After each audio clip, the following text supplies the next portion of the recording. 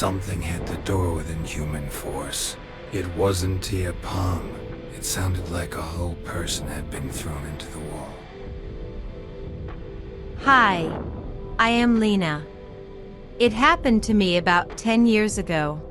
I feel it is my duty to warn you not to make the terrible mistake that I did. It was summer. I was 14 years old. My parents had gone to the country, and I was alone at home. Who at my age didn't sin by watching horror movies just because of insane childish curiosity? I didn't like going out, so I often did things like that, but then I regretted it when I went to bed. The apartment we had was 2 rooms. I turned on the light everywhere, and only then went to bed. It was hard for me to fall asleep. It was a new day. My parents were away on business again. I went to the computer and started surfing the internet looking for something chilling. I found a website that described spirit summoning rituals in great detail. I read a couple of them, and then stopped, because it was getting close to nightfall. I opened the next one and left the room without looking at its contents. I went to the bathroom, washed my face, brushed my teeth, and got ready for bed. And then, again, that moment when my head touched the pillow, and the dream was gone. The images that came to my mind today were coming back to me, and again I hated myself for not being able to stop. I slept in my parents' room while they were away, because there was a television set, to the sound of which I successfully fell asleep. A minute passed. I suddenly remembered that I hadn't turned off the computer. Oh no. In moments like these, when the blanket seems to be your salvation from the universe evil, and you realize that due to special circumstances you must leave it, or just move, you are chained by fear, a childish naive fear of something you cannot see or hear.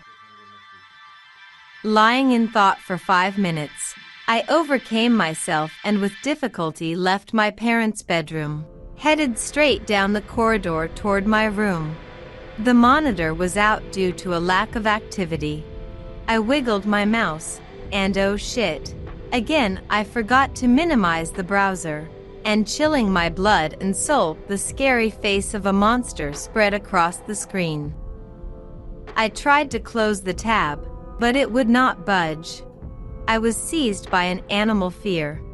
I almost fist-pumped the mouse, in the hope that it would help me, but it was nothing. The browser froze. I wanted to scream as much as I could, but I couldn't wake up the neighbors in the middle of the night. While the whole damn thing was happening, about an hour had passed. It was already very late.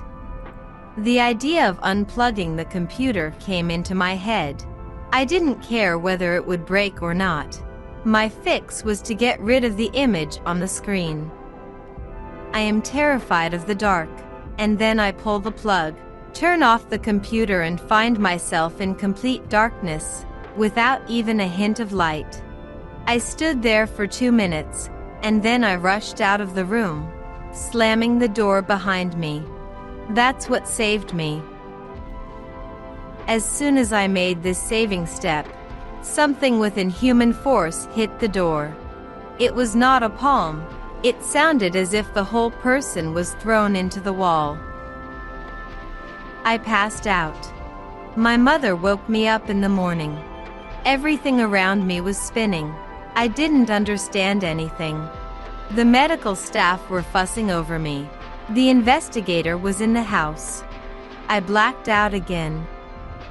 As it turned out later, there were broken windows in my room, blood stains on the bed and door, and a note on the table that said, "You're lucky." When the computer was turned on, we went to the browser. There we found that unfortunate tab. Under the creepy picture was written, "If you want to summon him, leave that tab and leave the room for a few minutes. He will come. Be careful. Turning off your computer will not save you from his visit. but will finally let his spirit into your room. If you have done this, run. In exactly 2 minutes he will come. What he'll do to you next, you don't know. Good luck. Everybody was shocked, and the incident was even written about in the regional newspaper. I then lay in a rehabilitation center for about 3 weeks and thanked God that I had been saved. I was saved at the last second. If you liked the story, please subscribe and like. Till tomorrow.